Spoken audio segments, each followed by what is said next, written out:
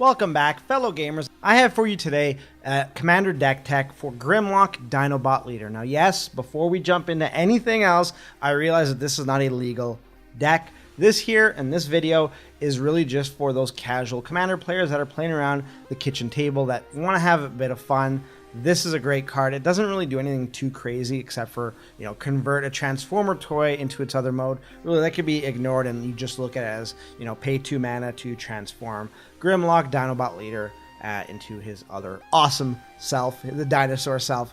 One thing I will mention here is that there are a few rules that accompany this.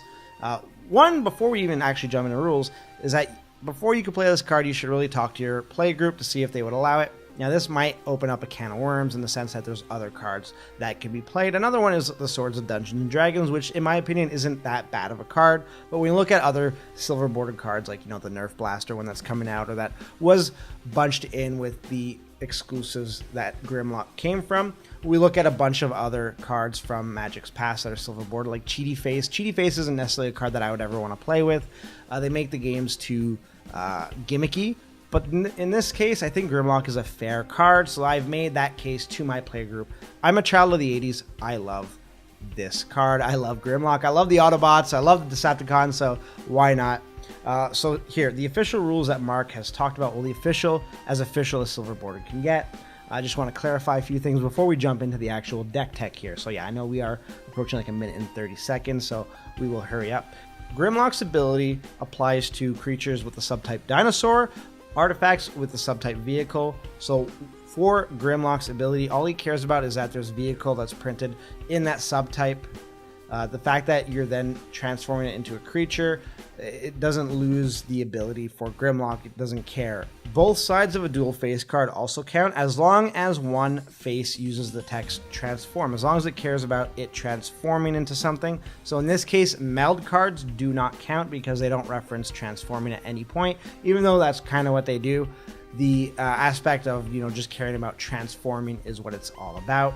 One thing that doesn't count is the flip cards from the Kamigawa block. So anything that has to do with just turning the card, its orientation a different way, won't get that +2/+0 bonus. So with that out the way, let's jump into actually what's in the deck. And I won't go through a complete detailed analysis of all the cards because really that could be like a 30-40 minute video. You kind of probably just want to see what the cards are, and I will have you covered for those people who want to keep referencing this video. I'll let you know how at the end of the video. So we'll jump into the creatures and I'll kind of categorize them into a few bunches. So we've got these cards, and I would like to highlight Academy Rector. Academy Rector is going to fetch one of 3 really awesome enchantments that really play well into Grimlock's ability, whether it's the front or the back side. Drover the Mighty is an awesome card because it turns into most times a 3/3 that's also provides additional mana. He only costs 2, so he will help with mana fixing if you do get into trouble. And then there's Xenagos and Nyla, God of the Hunt. So Xenagos, I think, would be a huge missed opportunity if you don't include this card in this deck. There's so many huge creatures that are going to be flying around in this deck. It can also be a win condition outright if you pair it with Grimlock's flipped or transformed ability. If you have a few other enablers that really is able to boost Grimlock up to a 20/20, which is highly doable. And if your playgroup does play with commander damage, it's going to be a hard uphill battle against Grimlock. So looking at the flip cards, we have Archangel Avacyn. So not only does she provide you with a safe haven for your creatures by flashing her in and giving those creatures indestructible, but when she flips, she's also going to help trigger the enrage abilities on your dinosaurs. And hopefully at this point your dinosaurs won't be within killing range. Maybe we'll have some boosts from some other cards that are in the deck that will just have them trigger the damage but not die outright. And quite honestly, Dustwatch Recruiter is a beast in its own. I've included him in cards that really don't even care about flipping or a non-werewolf tribal. His ability to filter the top 3 cards of your library looking for a creature card is essential, especially in a creature-heavy deck like this. But then the flip side is allowing your creatures to be cast for 1 less. It's obviously a great ability. You can flip back and forth. You don't really have to worry about a bum side.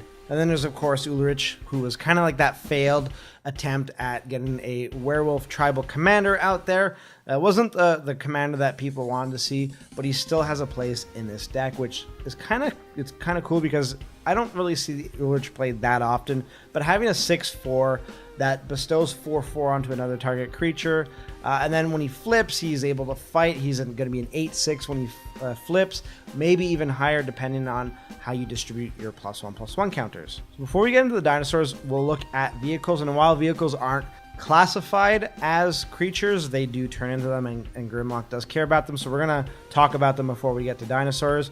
Conqueror's Galleon is actually a really good card because when it flips, it turns into a highly relevant, highly useful land that can help you maneuver late game. It gives you card advantage. You can do a few other things, so it's a really good card. And we also have the Heart of Kirin and Sky Sovereign console flagships, so these are 3 really good vehicles. I didn't include that many vehicles in here simply because I didn't want to fill in just to put in vehicles to go on theme. I took what I felt were the 3 best vehicles. Now, yes, I don't have Smuggler's Copter in here. I just felt like I had quite a few draw abilities already. And while it's never a bad thing to have too many draw abilities, early game, yeah, sure, he can provide you with some filtering for your cards, for your deck.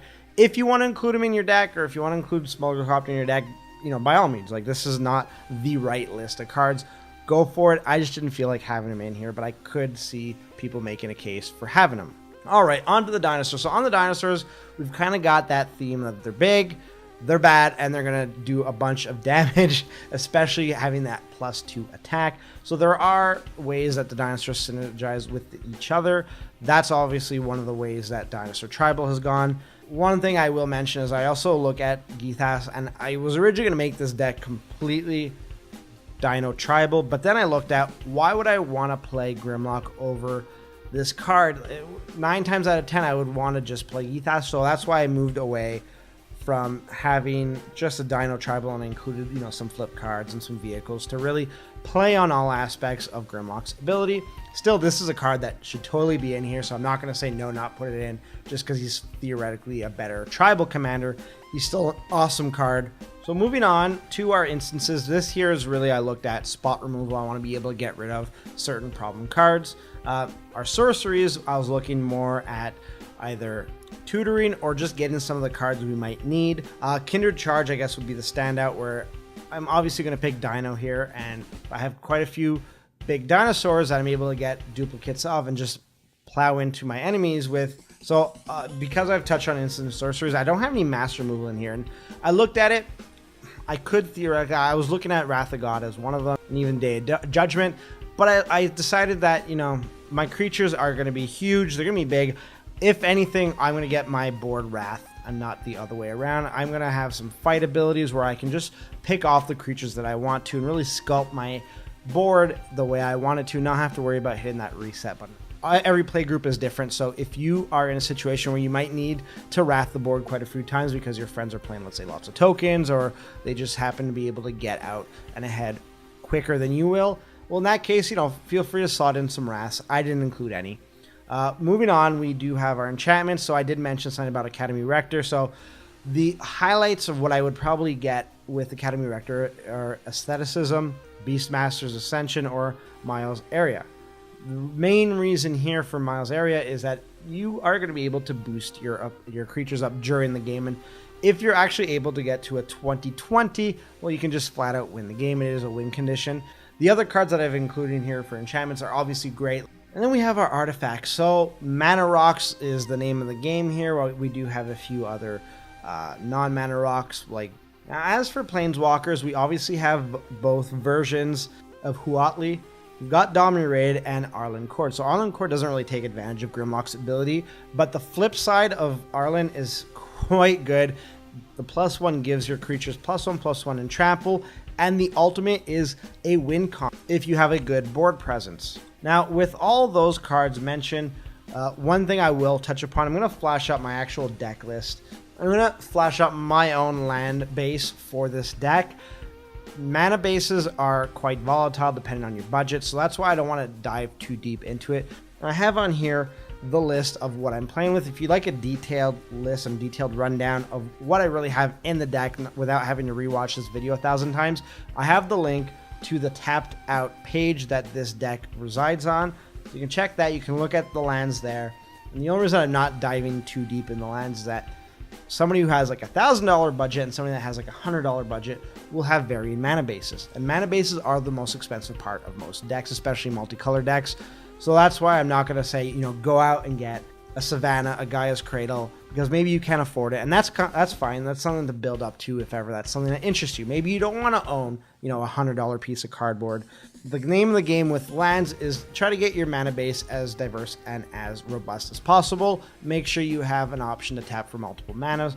Thankfully, in the last few years, Wizards of the Coast has released mana fixing land. Now, most of them do come into the battlefield tap, but if you are playing in the playgroup that has a fairly even mana base, then you are all playing on the same level. If you have a playgroup that has a bunch of, $200-$300 lands, and yeah, some of these lands are going to be more relevant to you.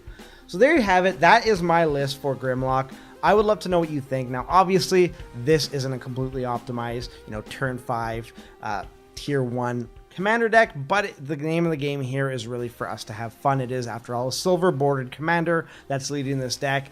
Let me know, though, what you would include, what you would take out. I would definitely love to hear it. I'm really looking at optimizing this deck, and I'm really excited for Rivals of Ixalan to drop, because we should theoretically get more vehicles, and we will be definitely getting more dinosaurs, and we'll be able to make some more adjustments. So I will have another deck tech for Grimlock once Rivals of Ixalan releases. I'm really excited to see that set, and I'm really excited to know what you have to say about this deck. In the meantime, if you'd like to check out some of my other videos, you can do that on screen right now. And if you'd like to subscribe, it really, really helps the channel. It's really appreciated. Get the word out there. I love making Commander videos. It could be deck techs, it could be anti-deck techs. I really have a focus, as you can tell, on casual Commander or just casual Magic. Once again, thanks for making me a part of your day. And until next time, good gaming.